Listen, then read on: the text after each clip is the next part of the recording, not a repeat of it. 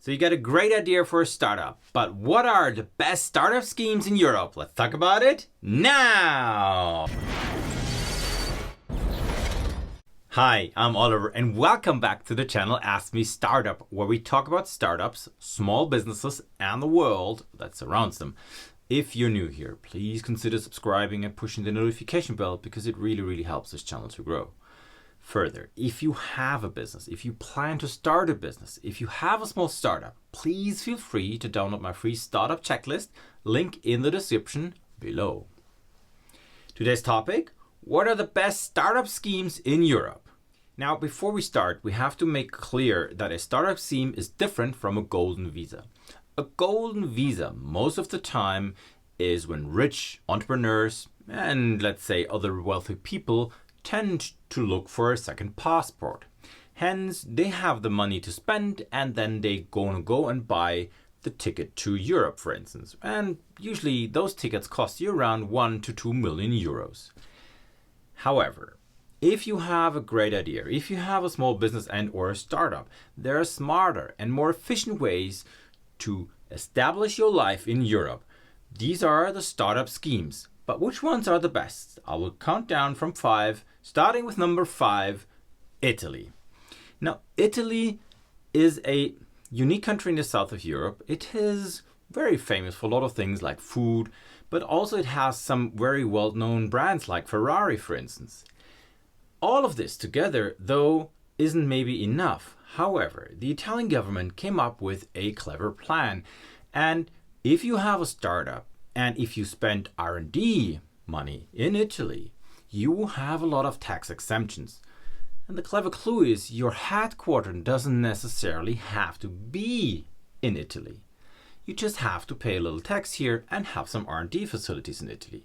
So that could be very attractive for those startups that tend to have a more heavy R&D at the upfront, at the beginning of their life, and by this, trying to establish themselves in the European market. If you want to know more about Italy and my thoughts about the country, just click the video up here to have a further insight.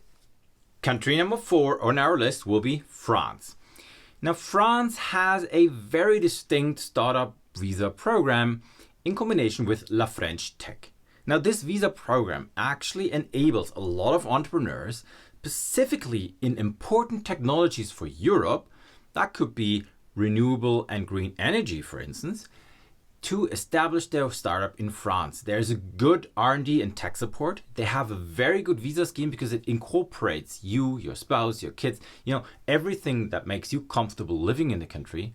And they have a very good community. Furthermore, the president Emmanuel Macron is very well aware that he needs to attract new businesses, that he needs to establish them, and he wants them to be established in France.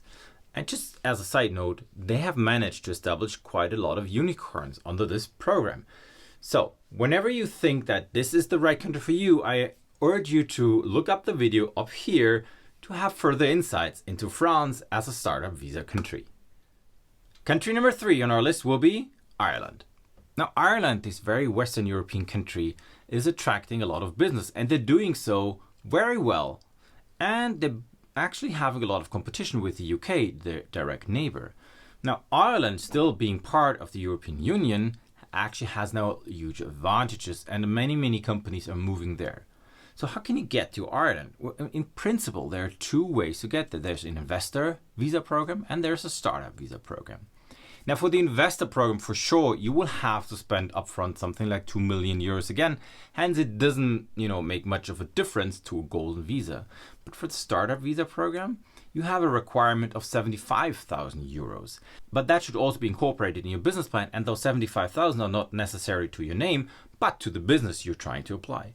And if you manage to get roughly around €500,000 of revenue within, I think, 3 to 4 years, you're good to go, you're good to stay forever in the European Union. Furthermore, Ireland has another trick down the sleeve, which is the low tax rate. I mean, taxes are one essential part of attracting a lot of big companies. I mean, there must be a reason why Facebook or Meta, as it's called today, Apple, all of the big tech names have their European headquarters in Dublin. If you want to learn more about Ireland, just click the video up here and have a further insight into the country. Place number 2 in our list goes to the United Kingdom. Now, the United Kingdom has always always trying to attract new businesses and businesses in general, as well as startups. They have done so by having attractive taxes, but also by having very good established visa schemes. The visa fees are actually quite low, something around £300 or something like this. And if you have a good idea and you have somebody who is supporting that idea, it must be an accredited body, someone the government trusts, then you can even apply for a innovation visa, which means that you can just migrate to the United Kingdom, do your innovation, do your research over there, and because your idea most likely has some potential to grow, they're actually helping you in support with R&D, and you can still spend quite some time in the country prior you establishing a business afterwards. You see, this is unique compared to other countries. There is a caveat, however. These days, the United Kingdom has left the European Union. The so-called Brexit is causing a lot of headaches, and it is significantly increasing the costs of doing business in the UK. Why? Pretty simple. You suddenly have new tax regulations, you have new customs regulations, you have a lot of other things that used to be easygoing. They're gone now because you have a third border. This border is tricky and it's still not totally established. Will the United Kingdom survive? For sure. Will it be more attractive? Will it lose attractiveness? Most likely. If you want to take a deeper look into the United Kingdom, I highly recommend to look up this video up here so you get a better understanding of what they're doing. At the top visa scheme in Europe for startups will be Denmark. Now, Denmark has a very specific approach to startups. It is a very attractive economy by itself. It is a Scandinavian country. It is north of Germany, south of Sweden and Norway. And it is one of the happiest places in Europe. That isn't the key part here. The key part is that they're actually fostering startups and they want you to start a business there. Hence, what they don't require you to do is have a sponsor. If you manage to have the minimal required funds to start your business, you can come to Denmark and apply for a very low fee, I think roughly around €300 or something like this, with your business case, and then start in Denmark. This is a very good and attractive way to get your foot onto the ground of the European Union. Furthermore, Denmark is really good at establishing business relationships within Europe, and they are very well educated people in this country. If you want to learn more about Denmark, I really recommend you to take a look at this video up here to get a deeper insight into Denmark as a startup country. Did that list take you by surprise? Is a country missing for you? As always, please like and subscribe. Take a look at the playlist at the end, because I really spend a lot of time investigating all European countries, whether in the European Union or not, with their pros and cons. And I'm sure you find the right country for you and the right startup program for you.